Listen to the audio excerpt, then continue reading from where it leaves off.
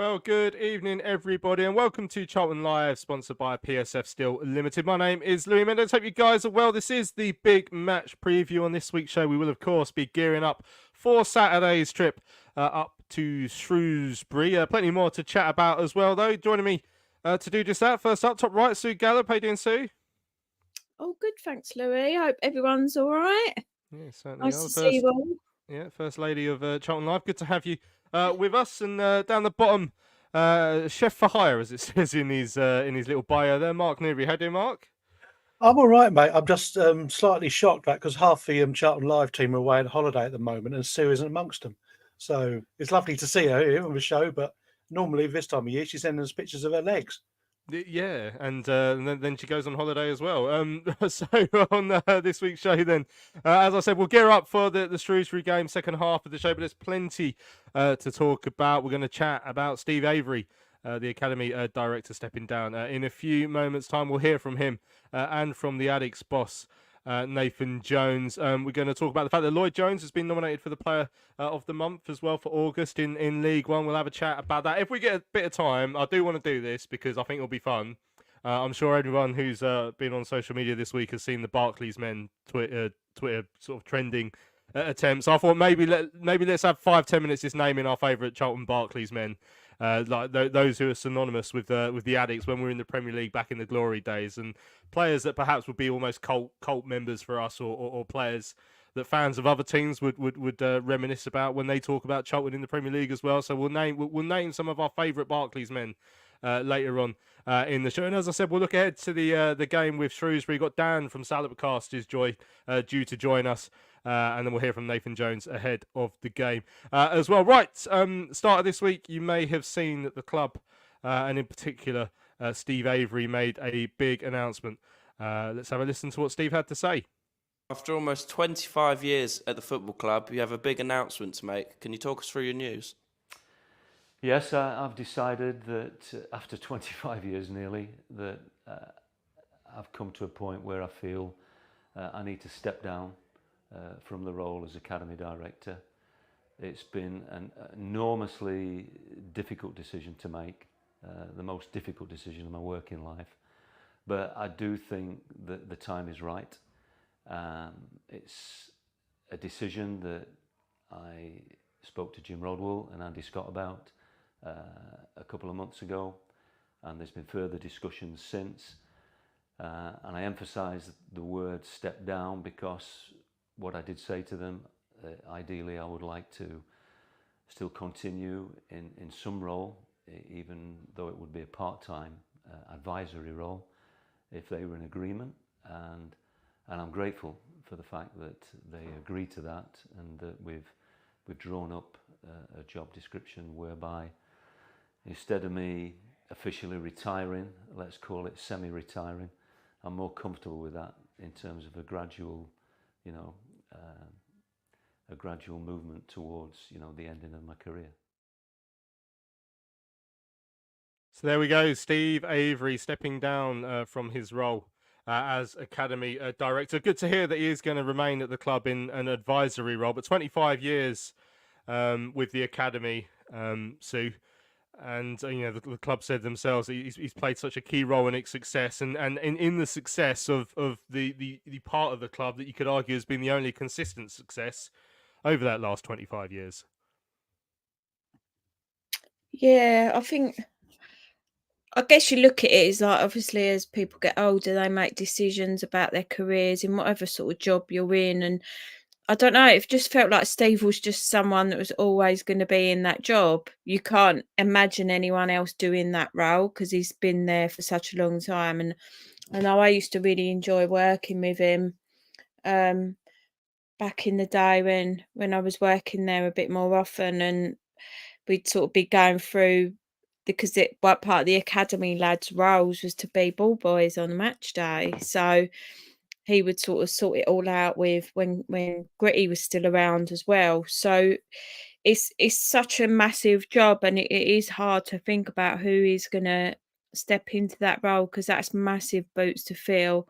But someone said in the chat he deserves a rest. but also I think it's a nice way to sort of work towards retirement, because I think again, a lot of people will probably realise it when you retire and you just stop working, it's quite a shock to the system. So I think for him, and because he cares so much about what he does, I think that's an ideal scenario, is that we don't completely lose him. He's still involved, just not on that day-to-day basis. Yeah, Steph in the chat says, wishing Steve Avery all the best for his future endeavours. To say that T-Pell has big shoes to fill is a severe understatement. Yeah, and you may have seen that Tom Pell's, the academy manager, is going to be stepping up to lead the academy going forward. And they are big shoes to fill. All Hell Let Loose says that Steve Avery has been immense at the academy. I hope he enjoys his semi-retirement. I'm so pleased he's staying on in an advisory capacity rather than having the fans bar. We should rename it the Steve Avery bar. I mean, testament to the success of the academy over those 25 years, and particularly obviously in recent years, the amount of players that still seem to come through. Testament to Steve's success is the way that players speak about him, those who have come through that academy mark as well. It just goes to show, I guess, the way that he's able to nurture so many of those sort of young men into professional footballers. Well, that's it. I mean, anyone who watched the Euros over the summer might have seen there was an interview with Ezri Konsa, and Steve had done a message for him and for Joe as well, to say, good luck, well done. We always knew you were going to do well. And it obviously really touched Konsa. And he said that he can't, say how much of an influence that Steve Avery was on him, becoming the footballer and the man he was. And he was obviously really emotionally touched by having a message like that. And I think it's also a testament to the character of him, that during the madness years of Roland, that he was still there. I mean, it's testament, because I wouldn't have blamed anybody working under that lunatic to say, look, I'm leaving here, I'm going to go find a job at a stable club. But he stayed and he nurtured the boys coming through, and we literally have been reaping the benefits season in, season out. There's normally, every now and then, you get a spurt of 3 or 4 kids who all hit at the same time, and then you go, oh wow, this is good. And it's always talked about it on the show before, that when you see one of your own players come through, that sometimes means a bit more than spending big money on an international. Seeing a kid who's done the hard graft and has been told, right, you're good enough to play, and that's testament to him and his dedication. And it is dedication. And yeah, it's funny in football, you see a lot of times where footballers retire and they leave the game, and that they're aching to get back to the day-to-day camaraderie. I mean, it's why what killed Neil Warnock kept going back into management at his age, because they miss having that contact. So semi-retiring, I think, is the best thing. So he's there because we do still need the advice. And then if he takes a day off to, put around the garden and stuff, or nip down blue water, fair play to the man. Excellent stuff. Well, I'll put it in the chat. Everyone listening, let us know who your standout players who have come through the academy in the last 25 years are. I think once we start listing some of these names, again, we'll realise how good a job that Steve has done. But let's just get a word as well from the Addicks boss as well. Nathan Jones was asked to speak about the impact that Steve Avery has had on the club over the last 25 years. Well, I'd be amiss to not say anything other than positive things. I had the pleasure of working with Steve closely in terms of 2012. Him and Paul Hart obviously ran the academy then, but Steve's been there for years. He's oversaw some outstanding development of young players, and the safe guidance of a wonderful academy through some turbulent times for Charlton. He's sort of stepping down, we know, but not stepping away. So that's another good thing. So there'll be a bridge, if you like, from the Steve Avery era to another era. So we're really pleased that he wants to do that, and that we felt was really key for the continuity and for the handover of the academy to someone else, because it's big shoes to fill. But he's done a wonderful job. Wonderful human being, wonderful educator. And someone that's had Charlton running through his veins. So we're, really, really delighted that one, we've had him. 2, that he wants to, leave a legacy and hand that over to someone, and then it's up to us now to make sure as a football club we continue that. Because I mean, the thing is, the town pool obviously is there in South London. It's proven by yourselves, particularly with the way the players are being produced. But there is a skill to bringing them through, isn't there? Which is what Steve's been very good at, getting players ready to step up to first team or finish ready to come into the first team group.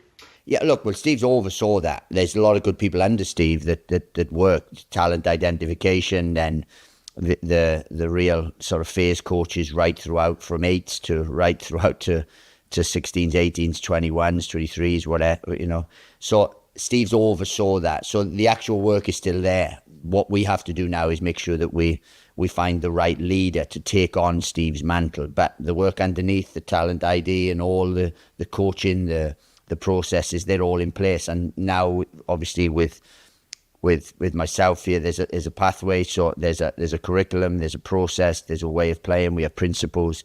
So look, we're well aligned.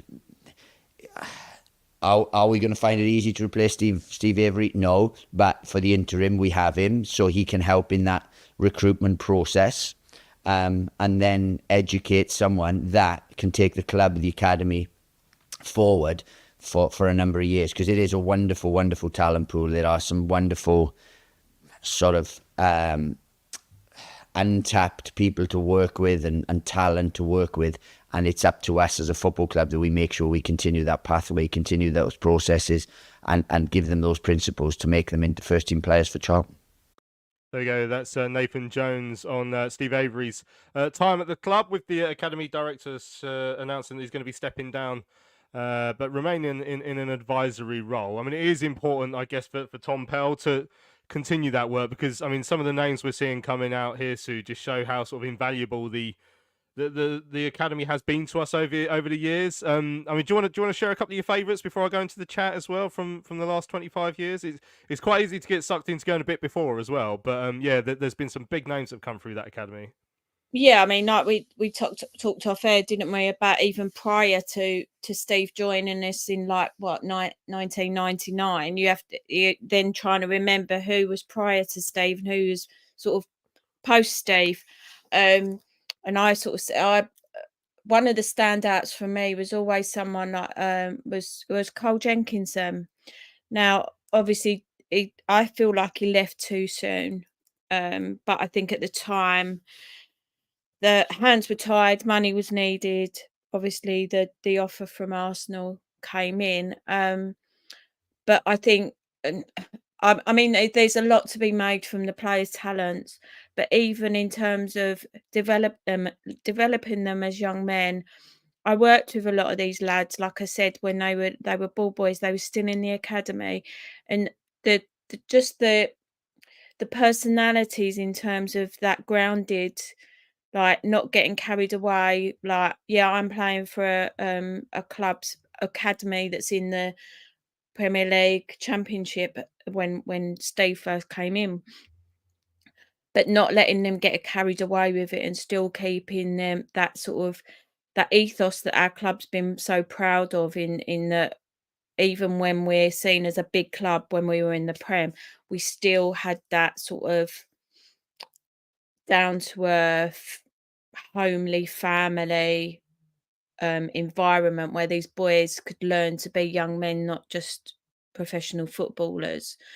I'd say John Joe, again, one of those sort of standouts. I mean, it's easy to say the more recent ones like Esri and Joe, because they're probably more fresh in our mind and because they've been called up to the England squad. But there's been so many over the years, like we've said, and I think for me, that most important part of it was not just developing the players, but them as men and how to carry yourself as a young man going into a very, very difficult profession. I mean, there will even be players who won't be on our list because they didn't really make it with us. I was just thinking like, I don't know, Harry Pell or Joe Pigott, but they went on to, because they got the right ground in here at Charlton, and when they had knocks, they were able to go out and rebuild their career because they got the right start in life. But obviously, I mean, some of the great names coming through. I mean, Sam went straight in with Ezri Konza and Joe Gomez, Mark, as you mentioned earlier on. There's a couple on All Hell Let Loose's list. I mean,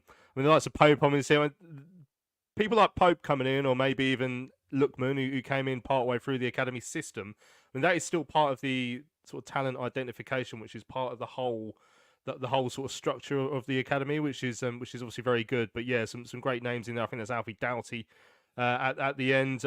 Alex says, as Charlton fans, we can always be immensely proud of our academy. It's in our DNA. Ademola Lookman is a standout for me, from SC7 to Ballon d'Or. And yeah, I mean, a lot of the same names coming up. I mean, Jake's chucked a couple of extra ones in there, like Jordan Cousins. You know, he's had a career in football, certainly. Poyet started off quite well with us. Callum Harriott has had a career in football. I mean, there's some great names in there, Mark. Yeah, Chris Addin, Jenkinson, Dick Steele, another one, good one to point out, I guess. Aribo, and we haven't even mentioned Aribo. Actually, that's a big name that we've missed out.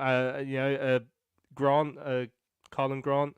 And Chris says the fact that we can name a starting 11 of Prem quality players goes to show how amazing our academy truly is.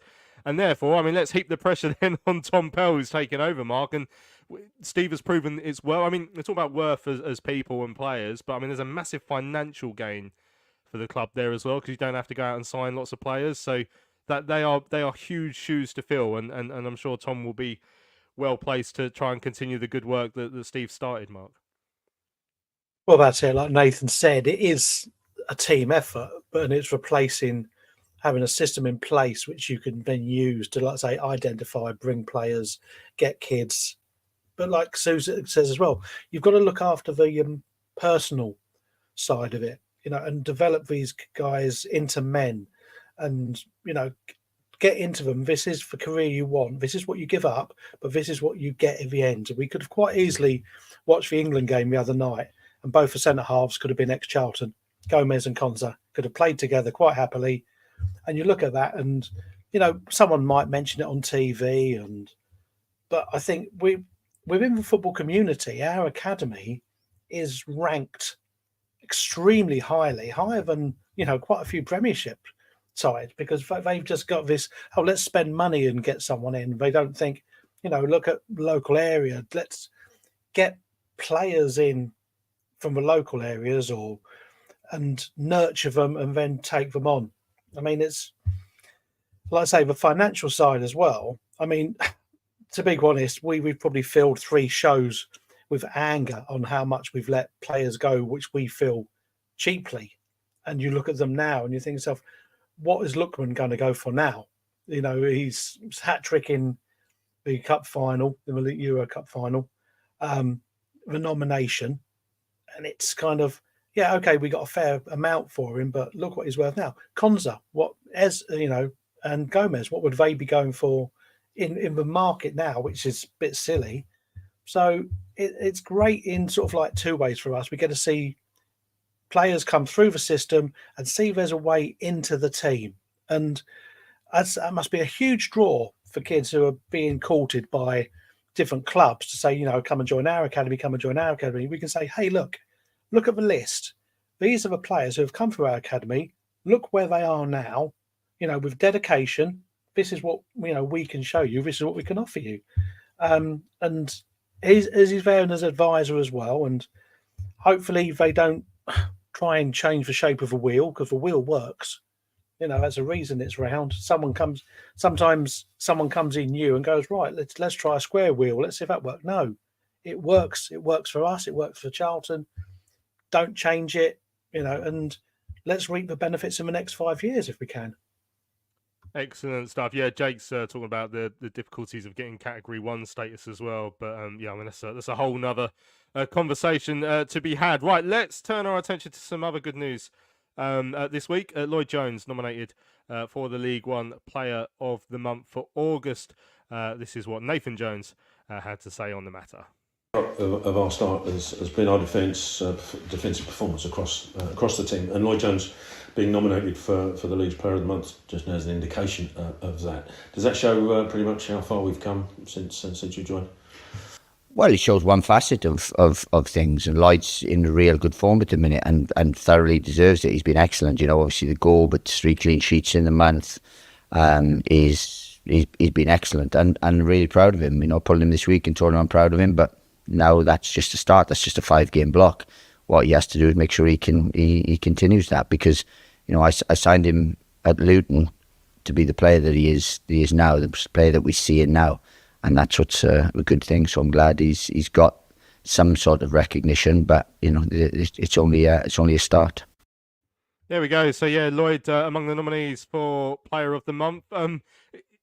I'm not surprised, because I think he's been very good so far this season, Sue. And it also goes to highlight how I think we could get better, because also there's probably a couple of points he'll feel like he's been involved in goals we've conceded. So, but I'm glad he's got the recognition, because, like I say, overall, I think he's looked really smart at the start of this season. Yeah, I think we talked before, didn't we, about the fact that sort of last season was a bit wobbly for him with having a bit of time out of the side, and he's come back this season like the player that we hoped he would be and knew that was in there. But obviously working with Nathan with getting that confidence up, and that back four, like we've been saying, we look so much more solid, and I think Lloydie needs to take a lot of credit for that. He's growing into, because he's still fairly young as far as I'm aware. I think he's growing into a very mature defender with good vision and good sort of presence in the area, but also, like you say, he's got the ability to get forward. He got forward on Saturday and looked like he went close. So I think yeah, he definitely deserves it. He's definitely one of the standout performers of our side so far this season. Is there any surprise for you, Mark? Just to let you know who he's up against. I think by the time most of you listen to this, which will be on Friday, I think the announcement will come out as to who's won it. But just the other nominations: Louis Barry, the forward at Stockport, Adam Phillips, a midfielder at Barnsley, some fella Birmingham, Alfie Mohamed, never heard of him, but so there are the other. Obviously Alfie's up there, and no surprise, because he started very well for the Blues. But yeah, I mean, he's had a really good start to the season, considering where he was at the stage last season. He had a dodgy month, didn't he? But to be fair, before that he was good, and after that he was good. And then obviously he had his injury, and I'm not massively surprised to see how well he's come back. But I feel like he's taken that leadership angle at the back of the certainly the defence to heart as well. Mark, is that fair? Yeah, I mean, he won't win. Defenders hardly ever win these things, which is a shame because of how important job they do. And if you'd said to me last season, "Oh, one of our defenders is going to be up for, Player of the Month," I'd probably still be laughing now. But you're right; he has, for someone, like I say, he isn't the oldest, but is looking like a mature player now, and possibly being alongside Mitchell, and we've talked about Gillespie having a better start, and the three of them look a solid unit, and he does. And scoring the winner up at Wigan with a clean sheet, why not? So it's keeping him fit, keeping him focused, and look, I'd love it if he won, but it's testament, because like I say, I can't remember the last time we had a defender nominated. So someone will probably remember that stat, but it's deserved, and it's good to see, because you look at our defence and you're not worried. I don't know whether that's putting the kibosh on it, because we've made mistakes, but whereas last season you'd look and go, "Oh God, he's playing right back. He's in the middle again," and you'd be going, "Oh, this is going to be we're not going to keep a sheet here." This season, you look at that and you go, "It's all right. We've got Lloydie, we've got Mitchell, Ramsey, and Small. Gillespie as well. Who's worried? That's a decent back five." So it is a team effort, but he deserves it. Yeah, and I mean, a lot of it will come down to the structure that Nathan Jones has built that side in as well, which I still get giddy about, considering how bad we have been defensively over the last few years. I just love seeing how well structured we are out of possession. So yeah, that's been great. I mean, Dean says Lloyd came through the Liverpool academy. He's not going to be any slouch. Luke says he looks a lot more calm on the ball this season. Still not quite sure how he's got nominated ahead of Ramsey, though. I mean, I do wonder. Like, I'm not saying Lloyd shouldn't be nominated at all, because I think he's done superbly. But I mean, does someone sit there and watch every single game? There must be an elements of stats to it as well. But yeah, I mean, yeah, great performances by him. Jake says Jones and Ramsey have been outstanding in different ways. Jones kept the likes of Charles Kelman and Clark Harris quiet. He certainly has. Right, I've been looking forward to this all day. On anyone who's on social media this week, on Twitter or X or whatever it's called these days, will have noticed that app, which has become a disaster to use for months and months and just been full of horrible stuff, this week has just been full of the best stuff. Like, so I don't even know how it started, but someone just decided to reminisce about Barclays men. So the Premier League era, when it was sponsored by Barclays, and those of you who use this particular vernacular just went through a phase of calling it the Barclays, which is quite a fun way to refer to it. Just remembering like your Morton Gamps Pedersens, your players from that sort of era that just make you smile. And now a lot of it is probably due to the fact that we were younger, we were sitting there able to just concentrate on watching some football, and it was a bit more fun. But you just reminisce about some of your favourite players from years gone by. So obviously Darren Bent was the one that most people seem to land on with Charlton. They put videos of him together with some of his best goals and some of his best moments in a Charlton shirt. But I want to know who else you think sort of personifies that period in time for Charlton. So there's some absolutely brilliant names coming into the chat. So I'll let you go first, and if you want to nominate a couple. And something that I like about it will be, I mean, obviously, like Darren Bent will be the main one because people remember him and being the best ones. I like the slightly left field ones as well. So people, like, you'll chuck out a name, Herman Hreidarsson, and people go, oh, I remember him. Yeah, he played for Charlton back in the day. So obviously, we'd remember him really well. But ones that fans of other clubs will think, oh, yeah, that's when Charlton were good. Yeah, I remember that name. I think even when we sort of having a chat earlier about it, my first two that I came out with were Luke Young and Chris Perry. Not just for us, but as actual like playing in the Premier League for other clubs as well, and that other fans would recognise. So, but like we had that whole thing that they kept banging on about, wasn't it? Young fish cost a fortune. So we had Georgie Costa, the old tank, at the back. But I think one. I know you only said a couple, but I'm just going to carry on. Kevin Lisbie. Absolutely. When you think some of them goals he scored, particularly the standout ones were like the Liverpool game, I think Arsenal when Yuli scored. The volley away at Ipswich as well is right up Yeah, there. Yeah.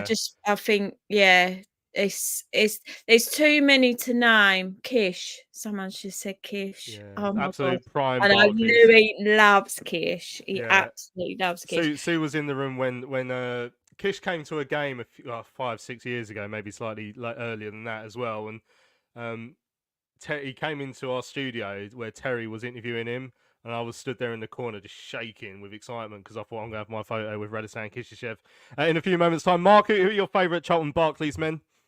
Well, it's funny because El Kakuri's name has come up a lot in the chat, and he's my wife's favourite player from that era. For me, it's funny because we've always sat right behind the goal, so it's for goalkeepers for me. Thomas Meyer was the angriest man I've ever seen between the sticks. He literally would come out scowling, shouting at the goalposts, regardless of what happened, kept a clean sheet or made a great save. He was brilliant to watch. And it's funny because it's you see him, and he was at Everton, and then he came to us, and you think to yourself, okay, but he's scary. He's very scary. And it was funny because for 90 minutes, I was just thinking, oh goodness me, he must go home and punch a lamppost or something just to get out of his system.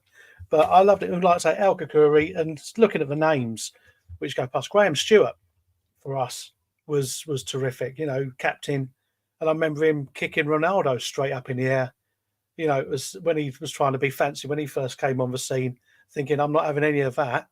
So, yeah, there's just so many names. When you look back into that period of time, we're going, wow, yeah, you know, we had some players. Yeah, we certainly do. Oh, there's so many great names. So, All Hell Let Loose has picked two perfect Barclays men. So, he's got the Herminator as well, but Mark Fish.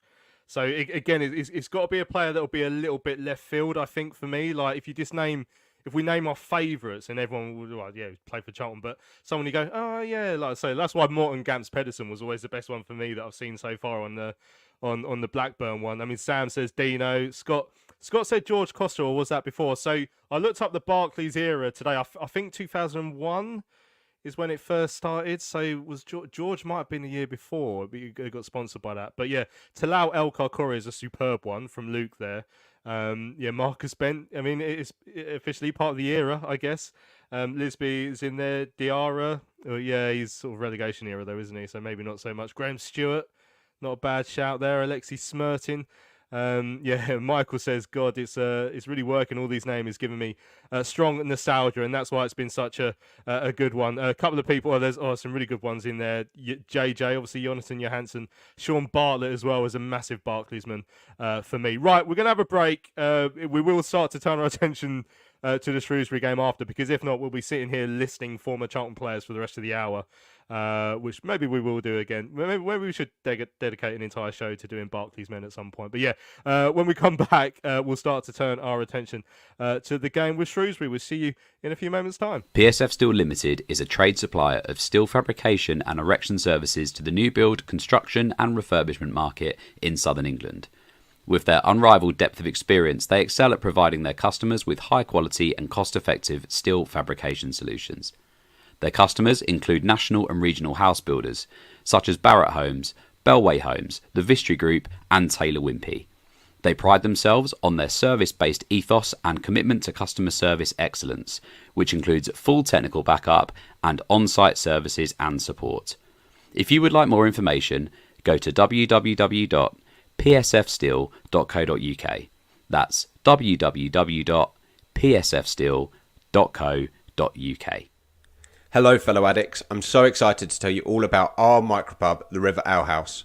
The River Ale House is based in East Greenwich. It has 6 Pub of the Year awards, an ever-changing selection of amazing beer. It's owned by Charlton fans, walkable to the ground in just 20 minutes with buses that go direct to the Valley too. If your matchday routine includes a drink with your friends, you must join your fellow addicts in the river. See you soon. Well, welcome back to Charlton Live. This is the big match preview. Barclays men are still coming in the chat there. All hell loose and Klaus Jensen as well. So that's another good name. I can't believe we haven't said that as well. There's some remarkably famous Charlton players there from back in the day. But we do have to turn our attention to the relentless present, unfortunately. We are in League One, if you may have forgotten. We're playing Shrewsbury on Saturday. We're looking to continue our decent start to the season. Shrewsbury are looking to pick up a little bit from what's been a pretty poor start to the season. Delighted to say that we are now joined by Dan from SALOP Cast. First of all, I'm going to set you the challenge, Dan. Good to see you, by the way. Good evening. Yeah, evening, guys. Yeah, great to have you on the show again. I just out of curiosity, I just wanted to set you the challenge of naming a Charlton Barclays men, because, as I said, part of what I loved about that trend that was on social media this week was remembering players from other clubs and thinking, I used to really enjoy watching them on Match of the Day. So, did anyone jump to mind with Charlton? Well, there's 2 players I always think of with Charlton, and one is definitely not a Barclays man, but for someone of my age, I'm just around the 50 mark, Alan Simonson is Charlton. And I'm not sure if that's a good story or a bad story, because of course he was reasonably expensive when he came, wasn't he? But I always think of Alan Simonson, obviously before that era. You might have said this before, but I didn't catch it. But Jason Yule.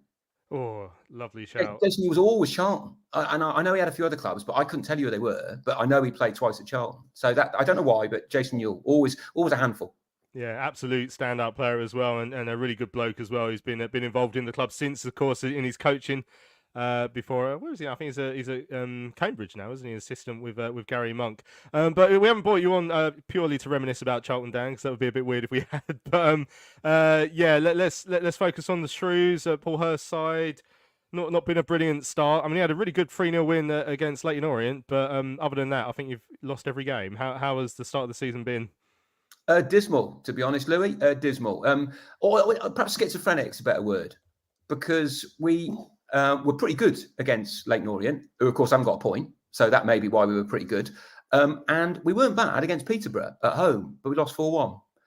They scored 2 goals right at the death to make that scoreline a bit worse than it was. But some of the away performances have been beyond dismal. We've got a team that wants to try and play a little bit more football than last year, but that's a low bar. We didn't play much football at all last year. No, we were the lowest scorers at the 92. So you can see it was hard work. But Is that because you had Dan Udo up front? He's moved on, and of course he's moved on, and he started scoring at Wickham, as these things always go.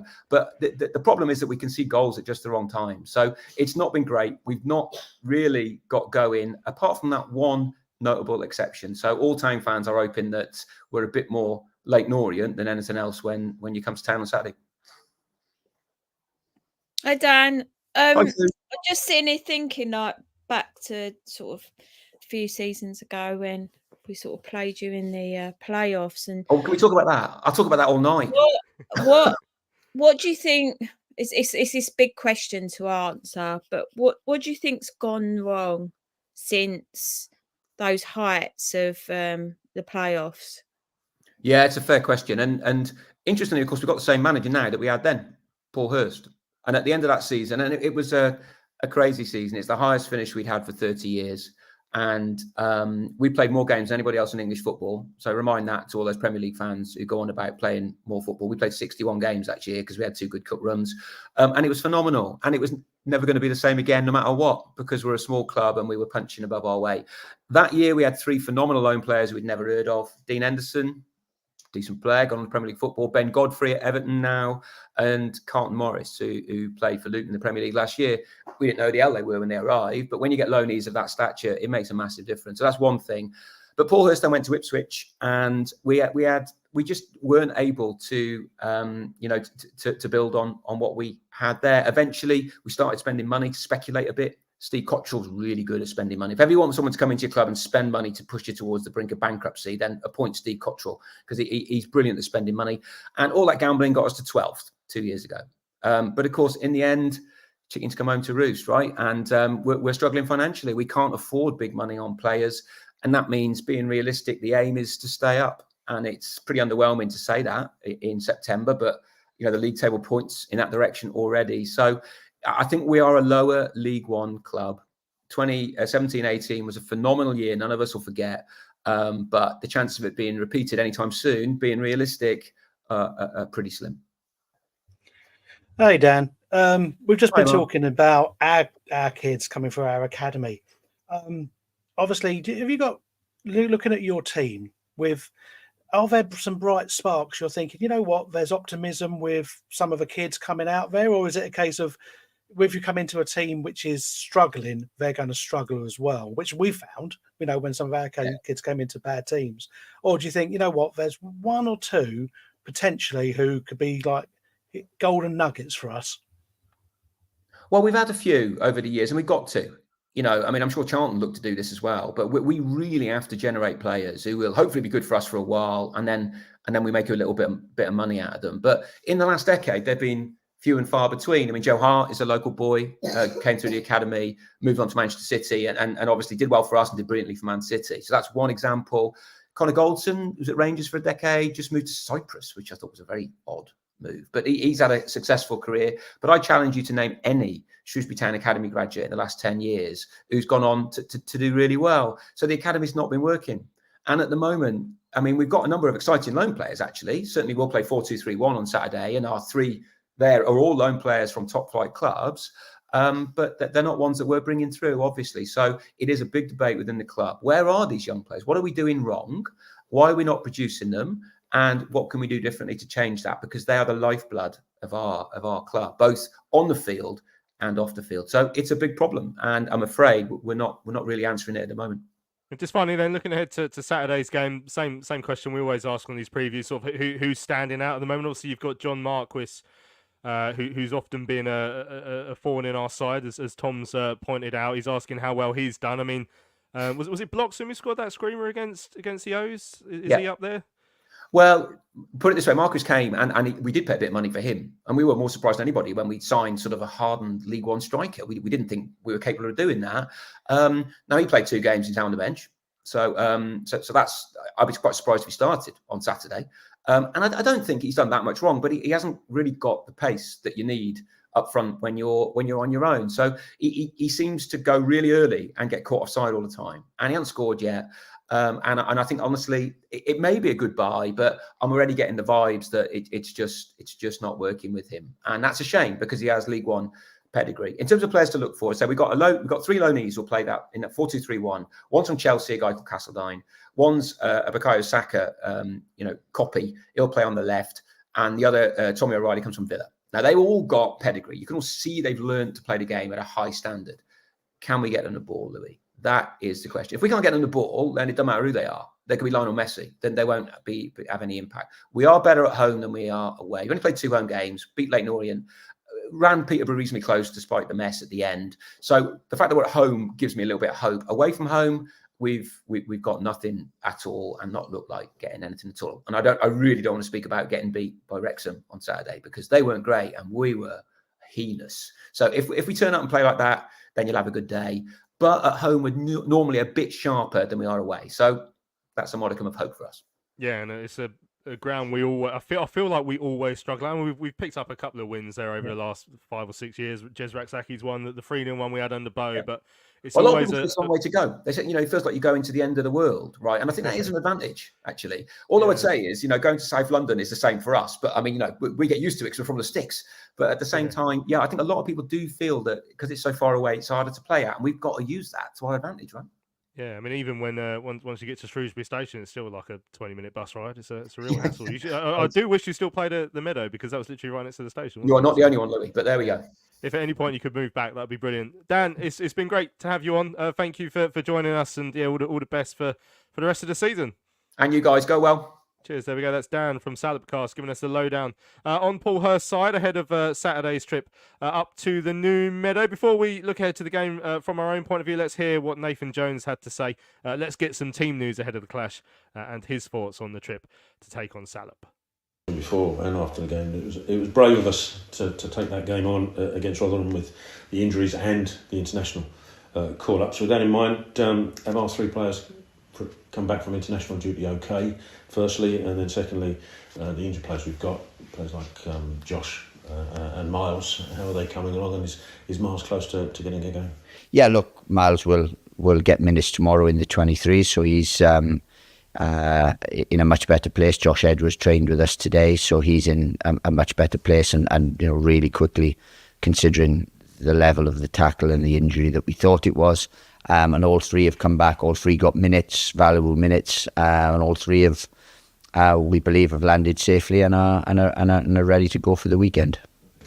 Trip to Shrewsbury on Saturday. They've had a tough start with just the 1 win and 4 defeats, but as we saw with Rotherham had a similar start.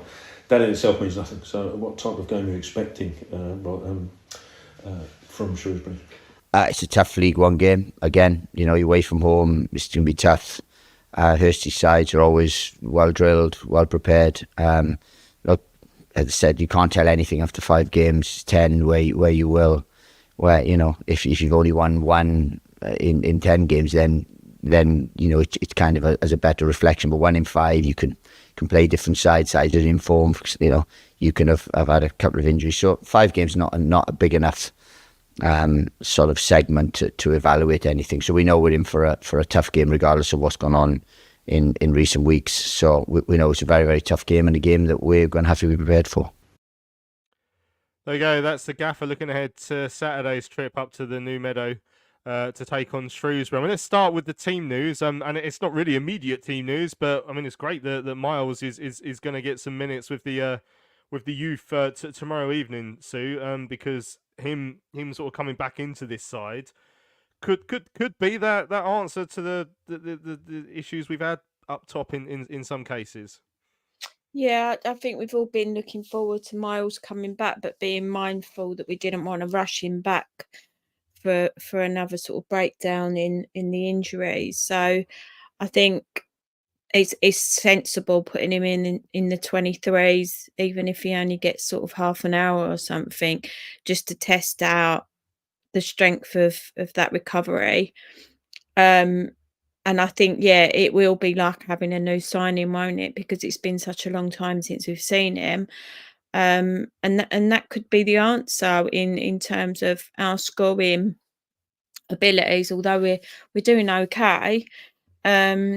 as your stats are coming across the bottom, it's all 1-1-1-1-1. And I think when you get someone like Miles coming back, you possibly see those figures coming up, not just for his sort of actual goal scoring, but for his ability to protect the ball and sort of assisting his fellow strikers and teammates. So I'm really excited to be seeing him back in the starting lineup. But I think possibly looking like another couple of weeks from what Nathan's saying.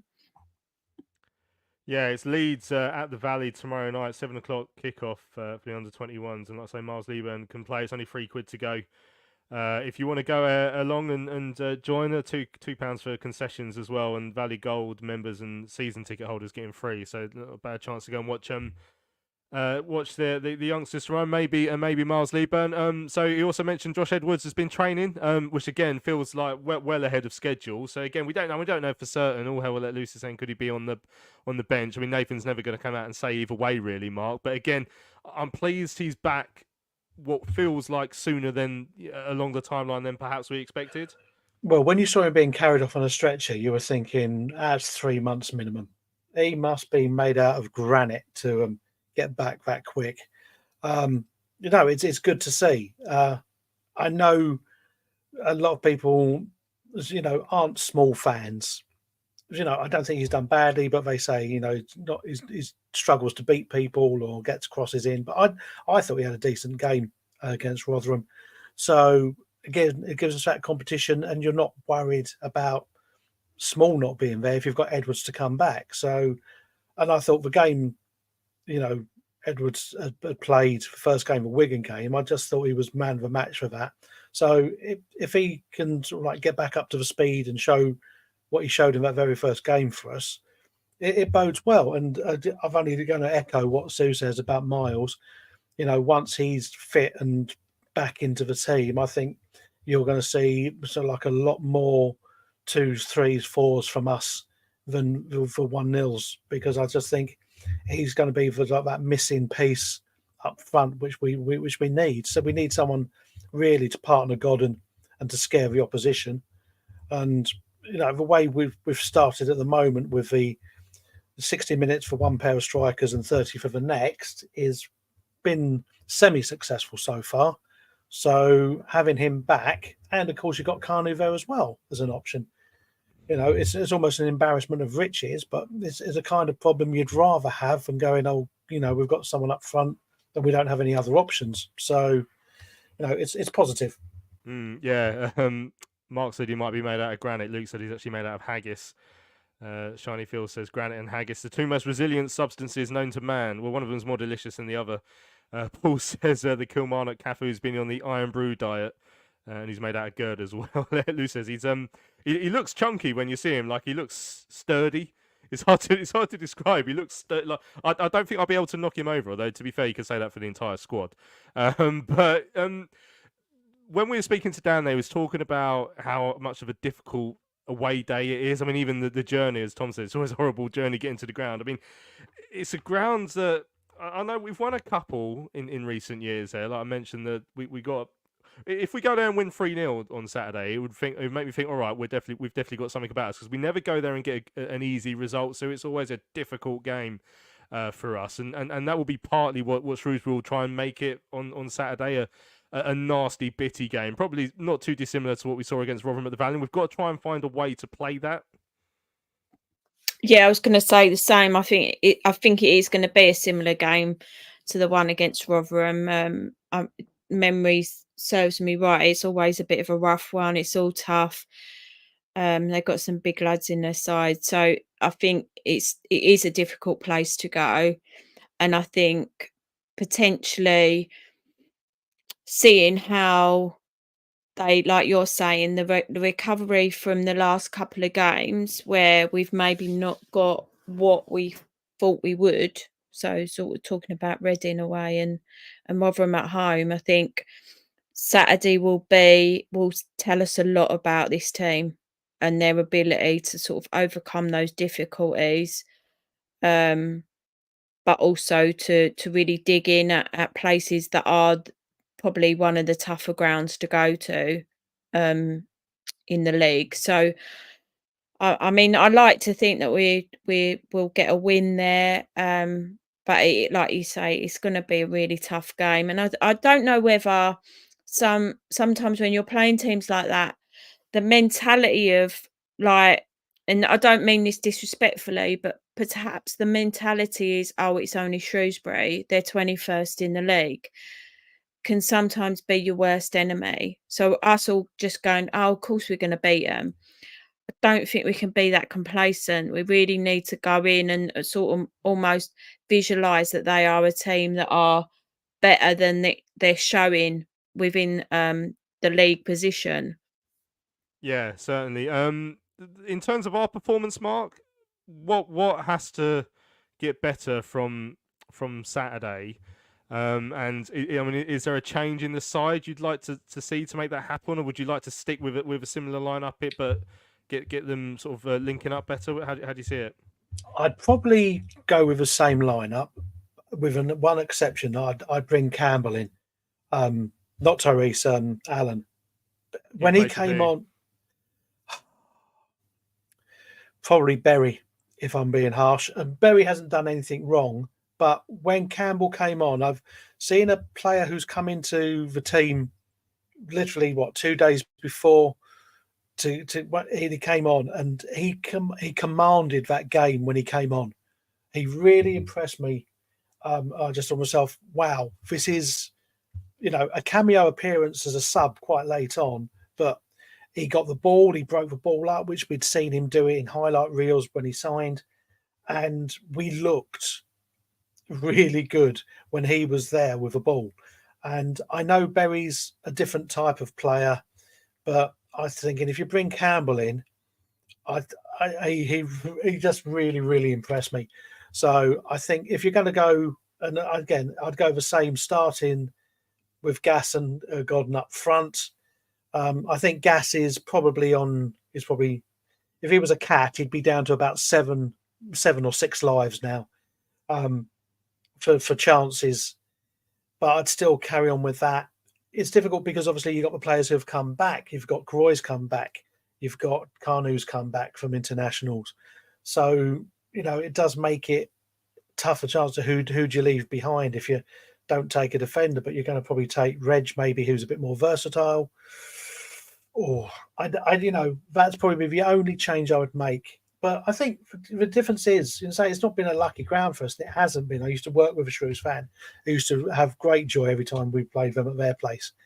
But I think this season there's something slightly different about us. We've got battlers, Mitchell, Doherty. There's battlers there, and I think we're not looking like we're going to be bullied in games. I think last season we got bullied.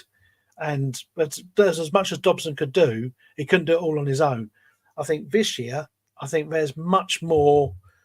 I don't know how to describe it. There's something about us this year, which you're going, that's what I like, an edge, a bit of steel, which has come into us. And I think teams are going to find, oh, it's Charlton, it's okay, we can turn them over to him. I think, especially with Nathan as well at the helm, bouncing up and down on that touchline, I think there's something different about us this year, and I think we've got to tap into that. Lucas is saying keeping a clean sheet is essential to getting at least a point away. I mean, last season, our only away clean sheet was at Shrewsbury, and as Dan mentioned, the lowest scorers in the 92. And also, what he didn't mention is they absolutely battered us at times in that game. Harry Eisted was man of the match for us. I mean, it just shows hopefully how different we can be if we can look proper solid this week. One thing that quite a few people have mentioned is stopping shots from distance, from stopping shots to 25 yards is essential. Says all hell let loose. Jake says we need to close the angle on shots from range, and the midfield has to move closer when we have a throw in as well. I mean, obviously parts of the game that need to tidy up. All hell let loose does point out that Ramsey is always there for a goal saving tackle. Jake talking about wouldn't be opposed to a new variation in the striking department. I don't feel strongly about it though, but I do think that Godden's fitness is lacking.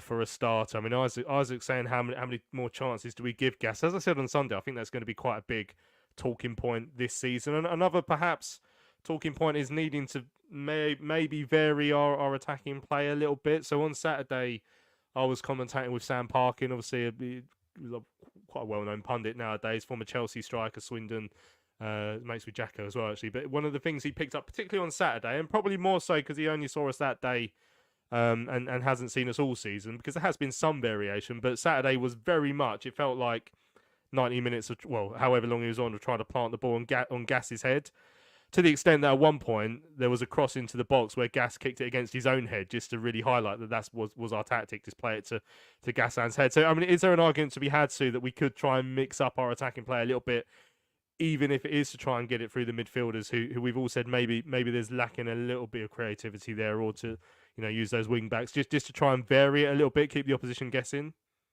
Yeah, I would. My personal view is that I'd drop Gas. I'd have TC on. I agree with Matty with the point about Matty Godden's fitness. I think one maybe again is another at the moment chucks where you bring him on a bit later when the defence of the opposition are tiring a bit. So it might be worth, like Luke's just said, having Kanu on for Gas. And I do think TC and Kanu have got a relationship. They came through the academy together. They've played in the 23s together. They have got a really good knowledge of each other's game, and I feel like how quick they can be is going to go in our favour against a team like Shrewsbury. So I'd be tempted to change it to have TC and Kanu up front starting Saturday. Yeah, I'm fairly confident they played together a fair bit in pre-season as well, as like a front two together. Like, I'm certain they did away at Dartford, for example. But yeah, a couple of people saying Kanu could come in. John saying with Dan Kanu having been away and Chuck's injury record, we should keep Gas to start this week. But Luke says, I think Kanu comes in for Gas. He won't win as many headers, but he will certainly hold the ball up and lay over people in. He has the threat of pace in behind as well.